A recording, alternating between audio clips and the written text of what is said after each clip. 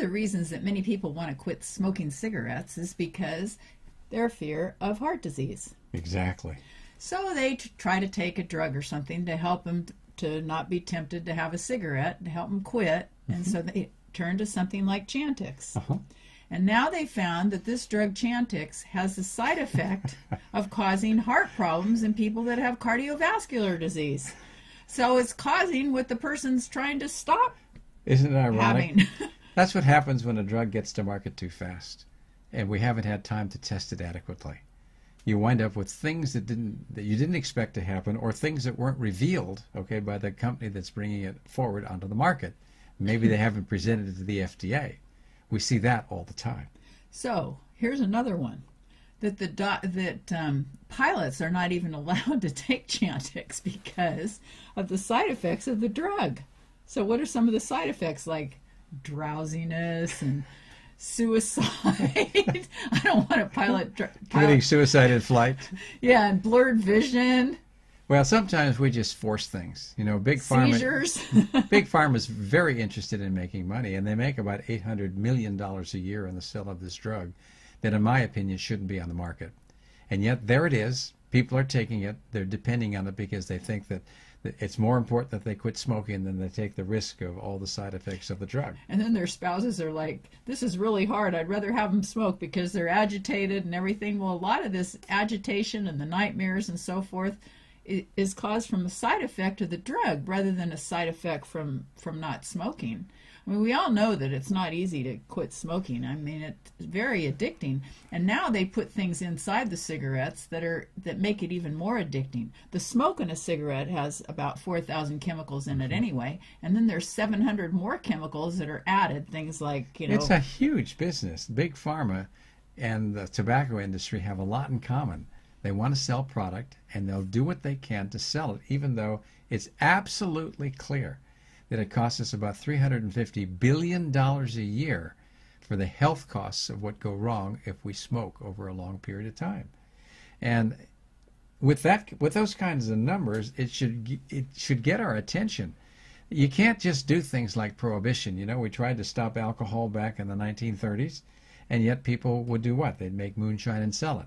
We've got drugs, street drugs that are out there that are available. We've got marijuana, all these things that you can get if you want. You can't stop people from doing it, but we shouldn't at least make it something that's allowed by the pharmaceutical or by the tobacco industry to do some of the things they're doing, because they even go after kids. And that's what's so unfair. And you know, 25% of high school students smoke, and 20% of the population smokes. Right.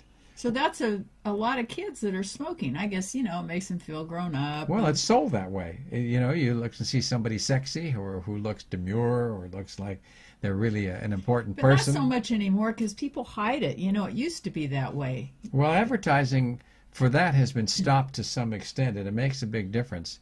You don't see those ads on TV anymore or on radio. You don't see those billboards that say, "I'd walk a mile for a camel." I mean, all those things in our generation were very common. A lot of it for kids is it makes them feel like they're in with the group, you know. It's a social makes them thing. Feel grown up, that they're, you know, doing something that's supposed to be for grown-ups. Well, when kids are going through that particular phase of their life, that's one of the things. You know, remember when you were 10 or 12 or 15 years old? Can't wait till I'm 18. And I can drive a car or whatever it is that you did at that age. And those are and one of the things that cigarette smoking has been attached to is that same thing, that you're an adult or you're a certain kind of person that is sexy or demure, and it's not right. And they have hats with the cigarette logos and T-shirts, and they sponsor some of the sporting events. Sure, auto racing. It's something that is a big business, but the cost to this country, even though we take in about $100 billion in taxes from the tobacco industry, doesn't set them back. I thought it was $2 billion.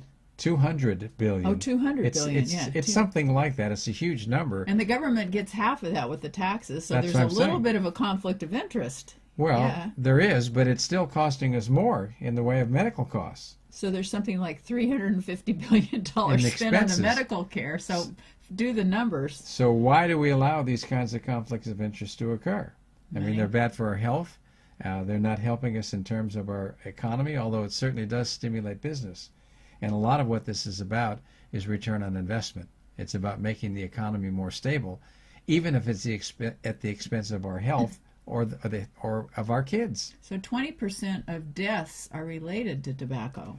Which is a stunning figure. To think that that many people are still smoking, because I thought a lot of people had quit, because especially now, you know, it's not allowed in restaurants, or I don't think it's allowed in bars or It's changed anything. a lot. I mean, even our kids are talking about people who smoke, saying, oh, they smoke. And it's kind of, they have a negative feeling that goes with it. And Well, I they think don't want the secondhand smoke. that too, because it's just as dangerous as smoking yourself. I can remember when I was a kid growing up, and my parents used to play cards, because that's what they did in those days. And they'd play pinochle or canasta or whatever, and the smoke in the room would be so thick that you couldn't see across the room. And so we all got this secondhand smoke, and we know the effect it had on us as kids, but even pregnancies, you know, women who were pregnant exposed to smoke, you're talking about lots of things that happen to the baby in terms of birth defects and kids that are all wired when they come out. I would think people would be encouraged to quit smoking anyway, because it's socially not acceptable. People don't want their secondhand smoke, and people that smoke have to go outside, or they have to go sneak it someplace, you know. Well, fortunately, things are changing. What we need is a Congress that will take the bull by the horns and start taking measures to make tobacco sales a lot more challenging for tobacco companies. They're taking advantage of our kids. They're taking advantage of us. They're taking advantage of third world countries big time. We're seeing huge expenses there. So we have to do something to make some changes in that. So there are a lot of things to help people to quit smoking, because it does take a lot of willpower, and then you've got all these things that are ingredients in the cigarette that they've added to the cigarettes, the additives, that are making you want to smoke even more. It's making it more addictive. Well, there's nothing more addictive that I know of than that. You can compare that to methamphetamines. Smoking is a huge thing for a lot of people. I remember when you quit smoking, you're a long time ago. 30 years ago. Yeah, you had a hard time with that. Remember how I'd come home and I'd see you running up and down the stairs or puffing on a piece of licorice, or I mean, it was a novel. I didn't know what I was going to get when I came home. But you did it. Well, the reason that I was trying to get winded is because it's sort of that same feeling of inhaling cigarette smoke as inhaling deeply into your lungs, even if it's air. And the other thing was that I would chew on licorice, because the taste of licorice doesn't seem to fit with a cigarette, and it has a hole in the middle of it, and I would just kind of pretend like I was smoking it to help me. But you went to the American Cancer Society, I think is what you did. It was kind of like a Smokers Anonymous sort of thing.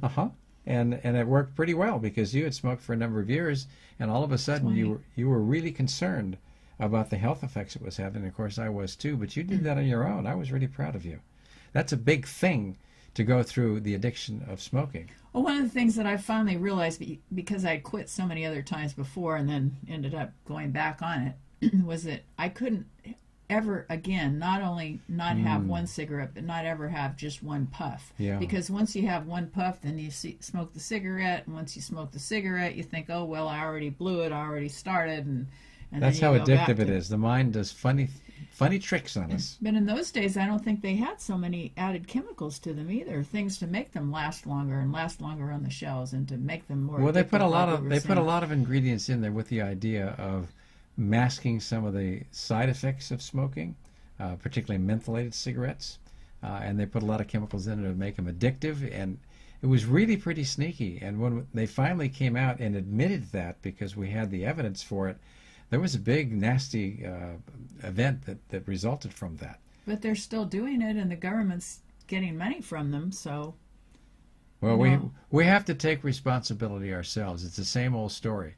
If you've got a health problem that you can be in charge of, the best way to solve that is to be in charge yourself, because if you're not, who is? And there are other things that people try besides the Chantix. They try nicotine patches and lozenges and inhalers and acupuncture, and even the photon stimulator is supposed to be good if you do it on acupuncture points. Yeah. And then there's guided imagery and hypnosis, and the list goes on. So there are things that people can do that are healthier to help them to get off of the cigarette smoking. Well, take some kind of action yourself. Take personal responsibility.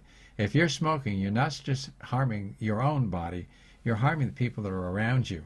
And you don't want to really be looking to drugs that have side effects like Chantix or all the other ones that are involved, because it's not the best way to go.